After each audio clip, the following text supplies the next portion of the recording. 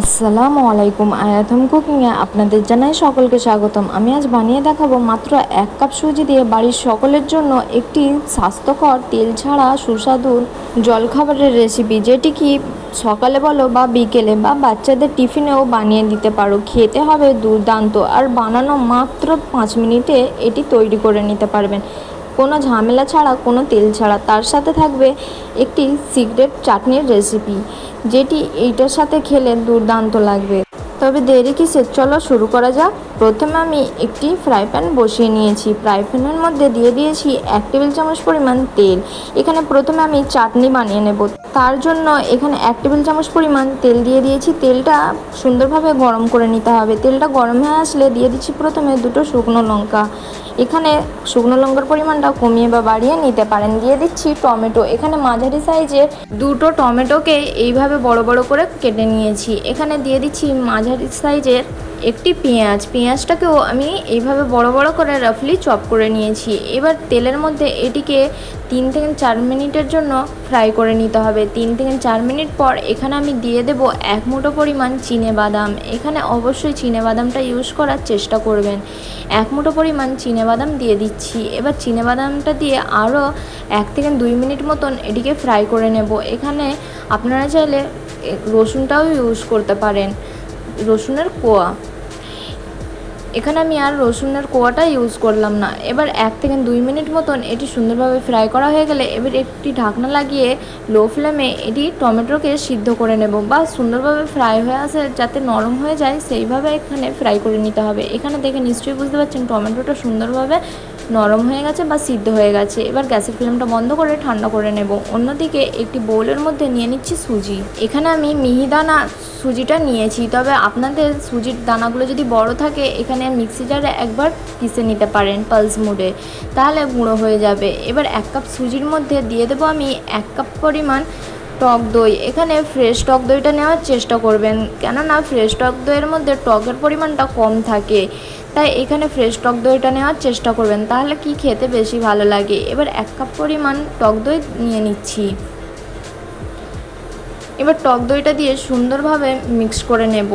এখানে তার আগে আমি দিয়ে দিচ্ছি 1/2 কাপ পরিমাণ পানি।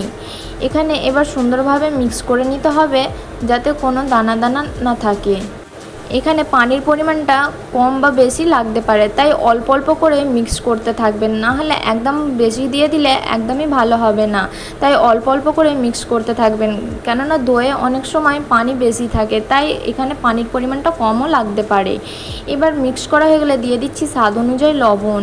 এবার লবণটা দিয়ে আবারও সুন্দরভাবে আমি ফেটিয়ে নেব বা মিক্স করে নেব। এখানে আমার মিক্স করা হয়ে গেছে। এবার এটা আমি সাইডে রেখে দেব সুজিটা সুন্দরভাবে ফোলার জন্য। অন্যদিকে যে টমেটোটা আমি সিদ্ধ করে রেখেছিলাম সেটা ঠান্ডা হয়ে গেছে। আপনারা চাইলে এখানে টমেটোর খোসাগুলো ছাড়িয়ে ফেলেও দিতে পারেন, তবে এইখানটা আমি ফেলিনি। এবার একটি মিক্সি জার নিয়ে নিয়েছি। মিক্সি জারের মধ্যে সবগুলো টমেটো, বাদাম আর যে পেঁয়াজটা ভেজে রেখেছিলাম সেটা দিয়ে দিচ্ছি। এখানে সবটুকু আমি দিয়ে দেব। এবার এর মধ্যে দিয়ে দিচ্ছি স্বাদ অনুযায়ী লবণ। এখানে আপনারা চাইলে ধনেপাতা আর কাঁচা লঙ্কা কুচিটাও ইউজ করতে পারেন, তবে আমি আর কাঁচা লঙ্কাটা ইউজ করলাম না। এখানে শুধু স্বাদ মতো লবণ ব্যবহার করেছি। এইভাবে আমি এটা মিক্সি জারের মধ্যে একটি ফাইন পেস্ট বানিয়ে নেব। এখানে কোনো রকম পানি ইউজ করা যাবে না।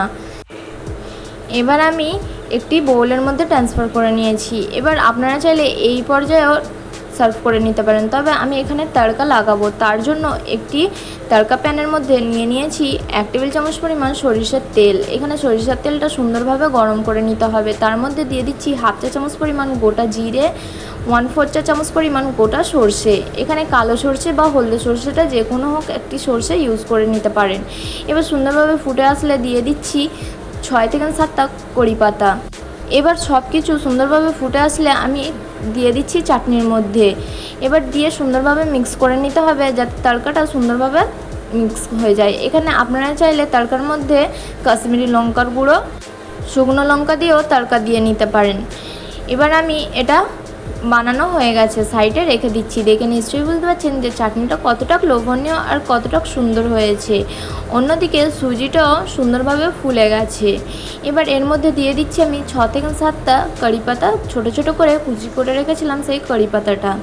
দিয়ে দিচ্ছি এখানে 1 টেবিল চামচ পরিমাণ কাঁচা লঙ্কা কুচি। কাঁচা লঙ্কার কুচিটা আপনারা আপনাদের পছন্দ মতন কমিয়ে বা বাড়িয়ে নিতে পারেন। দিয়ে দিচ্ছি একটি মিডিয়াম সাইজের টমেটো, ছোটো ছোটো করে কুচি করে রাখা।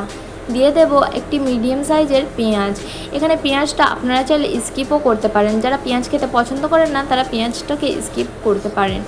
এবার ছোটো ছোটো করে কুচি করে রেখেছিলাম সেই পেঁয়াজটা দিয়ে দেব। এবার সুন্দরভাবে মিক্স করে নিতে হবে। পেঁয়াজ, টমেটো আর কাঁচা লঙ্কা, কড়ি পাতাটা সুন্দরভাবে মিক্স করে নিচ্ছি সুজির সাথে। এখানে সুন্দরভাবে মিক্স করে নিতে হবে।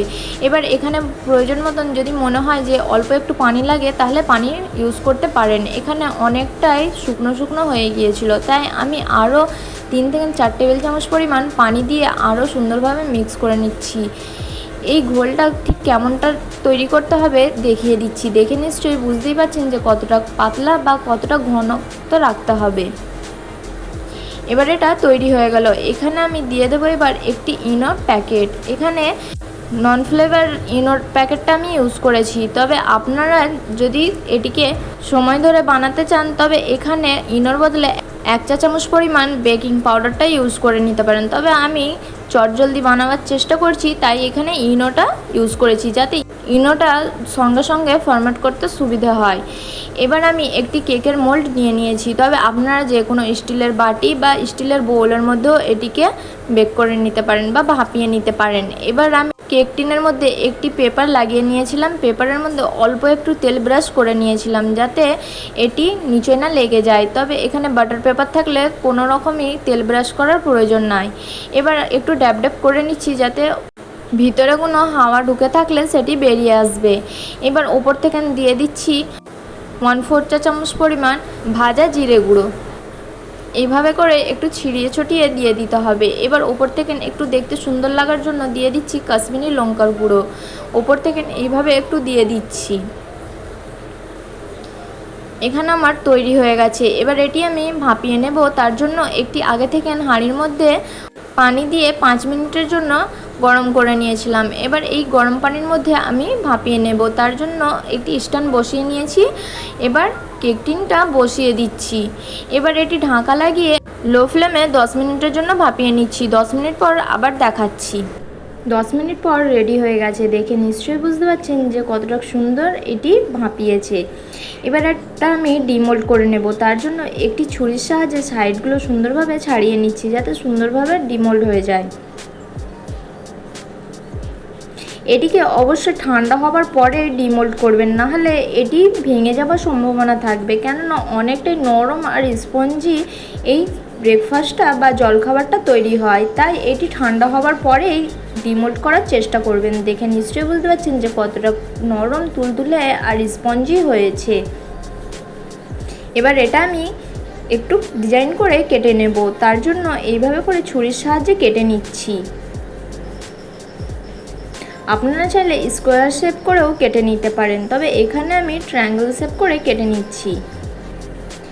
এখানে আমার পিস করা হয়ে গেছে। দেখে নিশ্চয়ই বুঝতে পারছেন যে অনেকটাই লোভনীয় আর সুস্বাদু একটি স্বাস্থ্যকর জলখাবার রেডি হয়ে গেছে। কেমন লাগলো অবশ্যই জানাতে ভুলবেন না। ভালো লাগলে প্লিজ লাইক, কমেন্ট, শেয়ার করে যাবেন।